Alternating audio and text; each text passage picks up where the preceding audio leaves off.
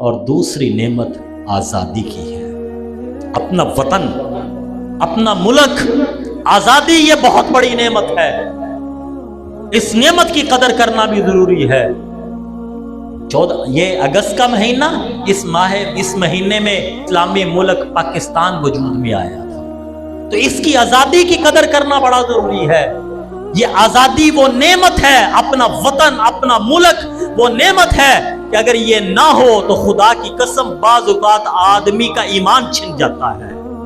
قرآن مقدس نے 14ویں پارے میں ذکر کیا کہ جو لوگ ان ملکوں میں رہتے ہیں جہاں پہ کافروں کا غلبہ ہو تو بعض اوقات وہ ان کو اتنا مجبور کر دیتے ہیں کہ ان کو کلمہ کفر کہنا پڑ جاتا ہے۔ الا من اکرہ قلبہ مطمئن بالایمان ولکن من شرح بالکفر صدرا فعلیہم غضب من اللہ ولہم عذاب عظیم۔ تو یہ آزادی وہ نعمت ہے جو ایمان کی حفاظت کا ذریعہ، جو عزت کی حفاظت کا ذریعہ۔ آزادی وہ نعمت ہے جس سے آپ اپنی مرضی سے عبادت کر سکتے ہیں۔ تو یہ اللہ نے یہ نعمت دی ہے، اس کی قدر کریں۔ اپنے وطن کی محبت یہ ضروری ہے، جس طرح قرآن سے ثابت ہے۔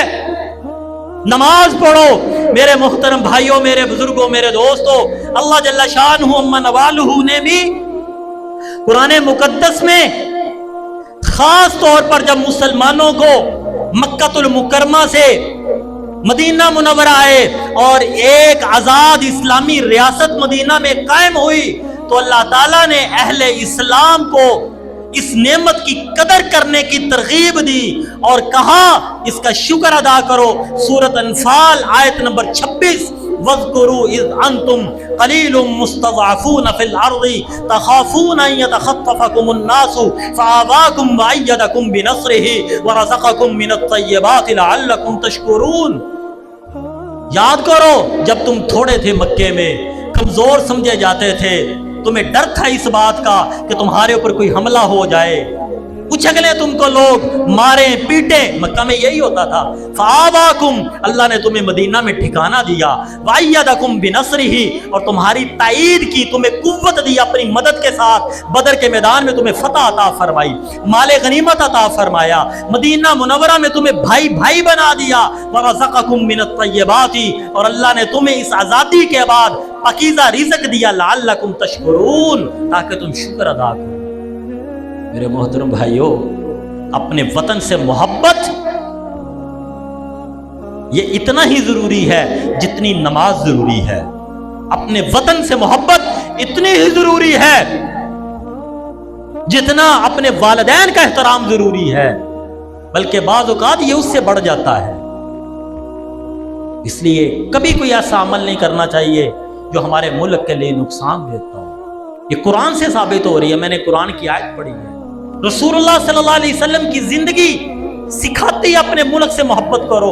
میرے نبی کو جب مکہ المکرمہ سے مجبور کیا گیا ہجرت کرنے پر، تو رسول اللہ صلی اللہ علیہ وسلم جب مکہ سے باہر نکلے تو بتایا، امت کو بتایا اپنے ملک سے محبت کیسے ہوتی ہے۔ فرمایا ما اطیبکی من بلدۃ واحبک الی ولولا ان قومی اخرجونی منکی ما سکنت غیرکی۔ اب مکہ یہ لوگ مجھے رہنے نہیں دیتے، یہ تو بڑا پاکیزہ شہر ہے، سب سے زیادہ مجھے محبوب ہے تو، تجھ سے زیادہ مجھے محبوب کوئی نہیں۔ اگر یہ میری قوم مجھے یہاں سے نہ نکالتی، میں کبھی کسی اور جگہ کو جائے مسکن نہ بناتا۔ میرے نبی نے بتایا اپنے ملک سے محبت کرنا۔ اور میرے محترم بھائیوں، اللہ جل شانہ ومن والہ نے اپنے نبی پہ انعاماتوں کی بارش برسائی۔ فرمایا میرے نبی، میرے محمد، تو نے میری خاطر اللہ کی میری توحید کو بیان کیا ہے، تو نے میرا نام بلند کیا، میں بھی تیرا نام بلند کرتا ہوں۔ تو نے کہا اشہد ان لا الہ الا اللہ، میں مؤذن کو کہتا ہوں کہے اشہد ان محمد رسول اللہ۔ تو نے کہا التحیات للہ والصلوات للہ والطیبات للہ، میں کہتا ہوں آگے کہو السلام علیکہ ایھا النبی ورحمۃ اللہ وبرکاتہ۔ یہ نعمتیں اللہ کے نبی نے جب اللہ کے دین کو بیان کیا، اللہ نے نعمتیں بیان کی۔ جب محمد الرسول نے کہا الحمدللہ رب العالمین، اللہ نے کہا ما ارسلناک الا رحمتا للعالمین۔ جب محمد الرسول اللہ نے کہا ان ربی لسمیع الدعاء، تو اللہ نے کہا ما کان محمد ابا احد من رجالکم ولکن رسول اللہ وخاتم النبیین۔ اسی طرح اللہ نے یہ نعمتیں شمار کی اور میرے نبی کو کہا میرے نبی نعمتیں کم نہیں ہوں گی، تیرا جو وطن جس وطن سے تو نکلا ہے نا، میری توحید کی خاطر یہ وطن تجھے ملے گا اور فاتح بن کر تو جائے گا۔ سورۃ القصص ہے ان الذی فرض علیک القرآن لرادک الی معاد، بے شک وہ ذات جس نے آپ کے اوپر قرآن نازل کیا ہے وہ تجھے تیرے وطن کی طرف دوبارہ لوٹائے گا اور فاتح بن کر جائے گا۔ یہ نعمت ہے تو تب اللہ یہ شمار کر دے۔ اس لیے میرے بھائی اور بڑی حدیثیں ہیں، بالکل وقت ہو چکا، اپنے ملک سے محبت کیجیے۔